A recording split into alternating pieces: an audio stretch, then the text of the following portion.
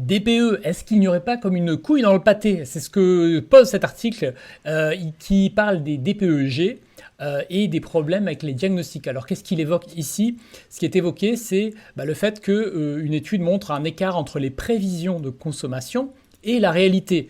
Ça ne surprendra quand même personne, je pense, à ce stade, même si le niveau d'escrologie qui essaie de faire passer de taxation pour des raisons plus ou moins liées à la planète ne surprend plus personne, on constate que l'écart réel entre les deux, entre la théorie et la pratique, est largement surévalué.